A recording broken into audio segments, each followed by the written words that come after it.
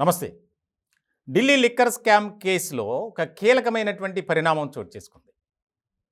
5 నెలల క్రితం అరెస్ట్ అయినటువంటి ఆమ్ ఆద్మీ పార్టీ ముఖ్యమైనటువంటి నేతల్లో ఒకరైనటువంటి సంజయ్ సింగ్ ఆయనకు బెయిల్ ఇస్తూ సుప్రీంకోర్టు కీలకమైనటువంటి తీర్పునిచ్చింది.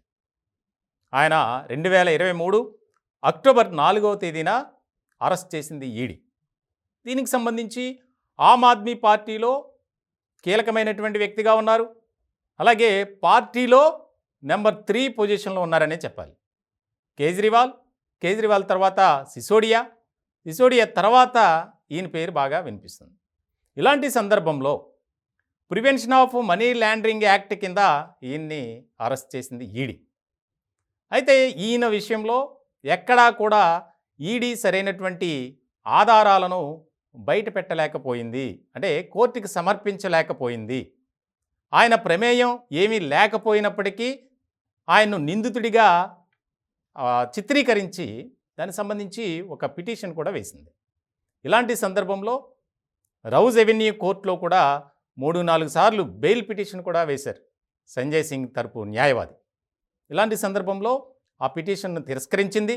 దాన్ని సవాల్ చేస్తూ సుప్రీంకోర్టుని ఆశ్రయించారు. ఇలాంటి సందర్భంలో ఈ అక్టోబర్ 4వ తారీఖున అరెస్ట్ చేసిన తర్వాత కస్టడీ పేరుతో చాలా ఇబ్బందులకు గురి చేశారు అనేది కూడా సంజయ్ సింగ్ తరపు న్యాయవాది ఆరోపిస్తున్నటువంటి సందర్భం. ఇలాంటి క్రమంలో ఎన్ఫోర్స్మెంట్ డైరెక్టరేట్ అధికారులకు కూడా సుప్రీంకోర్టు ఒక రకమైనటువంటి హెచ్చరికలు జారీ చేసింది.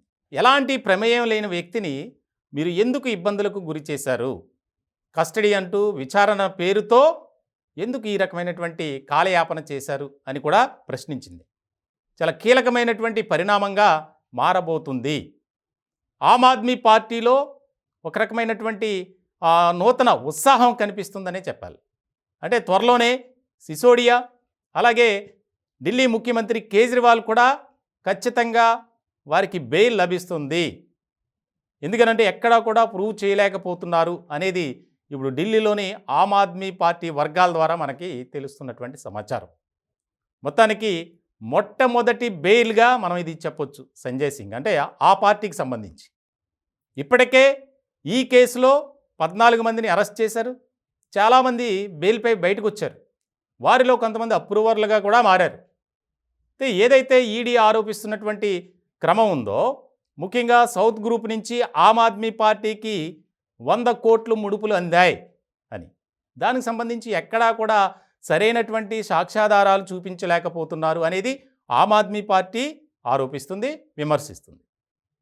ఇటువంటి సందర్భంలో ఇద్దరికి కూడా, ముఖ్యంగా ఆమ్ ఆద్మీ పార్టీలో త్వరలోనే కీలకమైనటువంటి పరిణామం చోటు చేసుకోబోతుంది.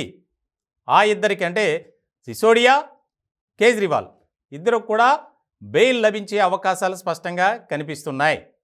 వారికి బెయిల్ వచ్చిందంటే బీఆర్ఎస్ ఎమ్మెల్సీ కవితకు కూడా బెయిల్ వస్తుంది అనే ధీమా ఆశాభావాన్ని వ్యక్తం చేస్తున్నారు గులాబీ పార్టీ నేతలు. మొత్తానికి 6 నెలల పాటు అక్టోబర్ 4వ తేదీ నుంచి ఇప్పటి వరకు అనేక రకాలుగా విచారణను ఎదుర్కొన్నారు, జైల్లో ఉన్నారు. ఇటువంటి సందర్భంలో సంజయ్ సింగ్కు బెయిల్ మంజూరు కావడం పట్ల ఆ పార్టీలో హర్షం వ్యక్తమవుతుంది.